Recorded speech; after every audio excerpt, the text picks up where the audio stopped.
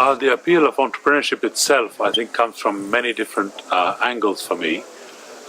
If you look at society as a whole, I think we need it right now because of the levels of unemployment and social issues that are going on. And I think entrepreneurship can play a fantastic role also to bring innovation to market. So at least at a societal level, I believe that there's an issue here for creating economic wealth and also for bringing new innovations which are continuously solving problems, let's say with healthcare and all sorts of other areas. Then on a personal basis, actually for young people who do not really want to become employees anymore, they have greater aspirations now to work for themselves. They like the freedom, the autonomy, and they're enjoying that much, much more. So it's much more fulfilling on a personal level.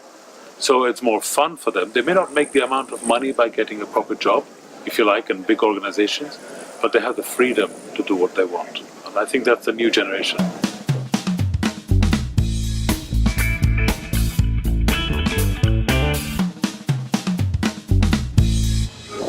Well, there are some characteristics, personal characteristics, about bravery and risk-taking and all this kind of stuff. But I think the most important is self-belief. Because the entrepreneur has belief in their own idea, almost to the point of a delusion. And that self-belief can carry them very far because they will have that belief in themselves, their idea. And frankly, if they don't believe in their idea, who is going to? So in order to get to that, they need the common sense aspects of will this work, won't it work, who are my customers, will they pay, that sort of business skill stuff. They also need social skills to meet people, to network, to have the confidence to talk to people, to make their elevator pitch, that kind of stuff. And then their personal circumstances need to be correct as well. If they have family obligations, for example, aging parents or a young family that's growing up with them, children, that kind, you need to be careful. Have they got the right level of personal awareness of why they want to do something?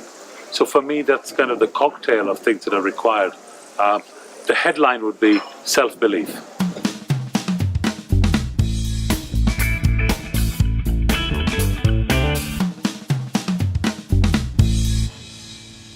Yeah, that's a great question. I think mistake number one, not contacting customers and not understanding really what the market wants. Mistake number two, not understanding the economics of the proposition. What will make money, won't make money. The third one would be, what are we really trying to sell? What solution are we actually offering to the customer for which they're willing to pay? The fourth one, I suppose, moving from the commercial side to the team, is not having the right team members around. That would be a mistake. So you ask your friend, you ask your brother, your sister, whoever to help you start the company, especially young entrepreneurs. Right? And alongside that, they might say, okay, there are three of us starting the business, so we split the company 1/3, 1/3, 1/3, and they all shake hands. Then somebody goes away, doesn't do something, they have a misunderstanding, and they break their friendships.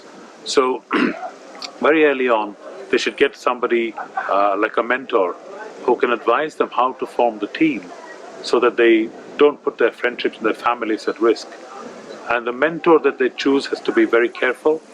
And my piece of advice on that would be, if a mentor asks you for money, say no, because that's not the role of the mentor. That's a consultant. It's different. So those are some of the common mistakes early on.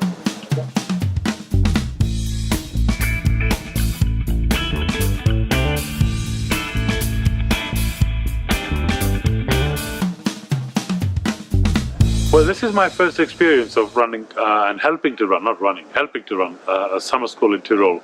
The first and most beautiful thing is having an event like the Alpbach Forum, which brings this amazing talented people together. So it is a magnet. So the first thing is, I think Tyrol is acting like a magnet for good quality people to come together to discuss.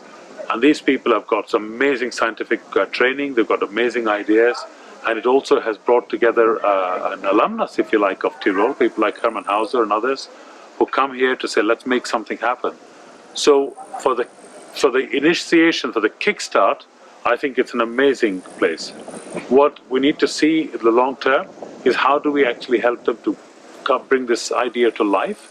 And for that, Tyrol will need access to funding, a liberal regulatory framework, where it's easy to start a company, not too many rules which will hold people. I'm not saying be illegal, but I'm saying we need to have rules which are enabling, not suffocating. And then we need enough people with business experience to become involved with the entrepreneurial environment. I'm very optimistic because in this Alpac Forum I see lots of little children actually selling sweets and coffee and this and that. So I think the climate is good. I think the climate is great actually.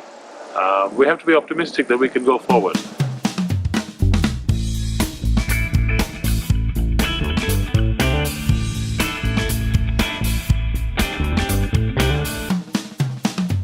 Well, many of the entrepreneurs that I have met have got young families.